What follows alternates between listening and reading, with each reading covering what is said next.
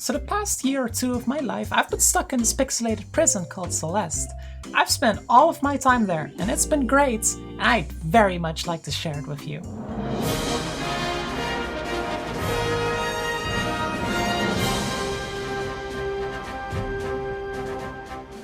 So we have the Celeste mountain climbing game, which is good, but plenty of people have already talked about that.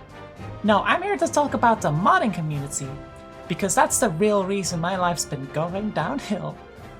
So how much modding do we have exactly? Yes, how much modding we have. The amount of stuff you can mod into this game is honestly wild.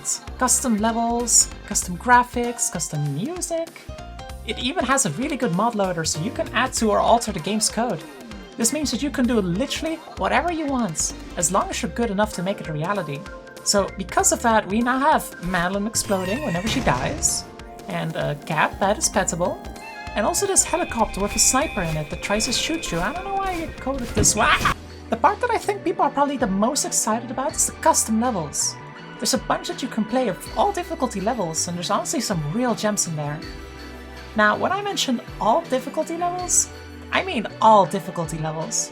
It ranges from a mild spice all the way up to straight up capsaicin. Genuine fear-inducing levels. I refuse to believe anyone can complete this. Hey, I completed it. Oh, what kind of magic you do with those fingers when I tried it? Besides the heresy that is Grandmaster, there's plenty of more reasonable maps. My personal recommendations are Mount Kimitani Saga, made by the wonderful Flagpole 1UP, Glyph and Gate to the Stars, both by Marshall, and Cryoshock from Jackal. These kind of cover the spectrum of spice pretty well. Kimitana Saga especially, I'm a real big personal fan of. It's got the colors like whoa, and there's the water, and it just goes away. And I think that's really cool. Yeah. Of course, I can't mention maps to play without talking about the collabs. If you want to download exactly one mod and have enough stuff to do for a very long time, check out the big collabs.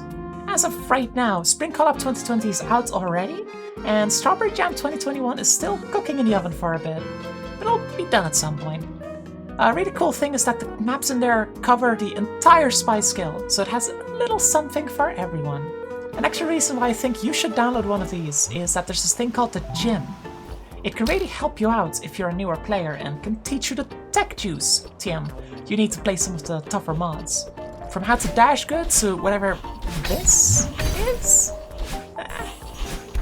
But after you're done with the big collabs and you want more collab, what do? Well, we have more collabs, but slightly smaller. There's plenty of these projects, most of them being collabs and contests. They're basically just map packs that you can download, and there can be some real nice maps in there as well. One that I can recommend picking up is Startup Contest, since that one is focused on maps that are playable without sacrificing your fingers. And also it has a level of Baja Blast Water, and I think that's gotta count for something. Another cool part of the Celeste community is the artists. They draw the pixels that you can see in Celeste maps, and they make some gorgeous things sometimes. There's a lot of stuff that artists can make, but I'm not super in the know about all of this, because I'm not really an artist myself. That's why I have captured an artist from the wild so that they can tell us what the artists have been up to. This is not Chili's. Where the heck am I? Hello there, fine artist. How are you doing? Hey, is that Holly Macaroni, the creator of the clock? Get any closer and I'll make you regret it. I'm gonna turn you into a marketable skin mod.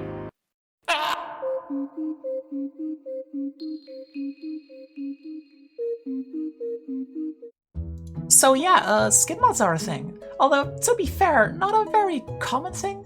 As it turns out, finishing a sprite set this big is a bit of a commitment. But some cool people actually put in the time to make all of them, and because of that we have gems like the Honely, this character from One Shot, and this fox creature? Aside from skin mods, art can be in plenty of other places. Decoration of maps often includes custom pixels, and some people go absolutely wild with it. Looking at you, Flagpole, how did you even do this? Huh? Sometimes there's even mods that replace existing sprites from the base game. So for example, the golden feather from chapter 4 can be turned into a can of Baja Blast. Why anyone would do this? I don't know. Anyway, please download Swoopy's repaint. It's amazing. The refills become tiny squids and I will cry. So now I hear you ask, full of enthusiasm. Homie, where can I get these mods? And I will tell you. There's already guides for that online. But I will still give you the short version. Go here, link in the description. Download, install, follow instructions. Go here, link also in the description. Download whatever you want. You're done. Congrats. If you want to make mods, that's a bit of a longer topic, but I'll just say that this button here in Olympus is a pretty good button if you're confident you can figure it out by yourself. How exactly all of that works is definitely a bit too long to fit here, so maybe another time. We do have a wiki if you need help. It's got some neat instructions, link once again in the description. What? This entire video is a thinly veiled ad for Celeste modding? Maybe.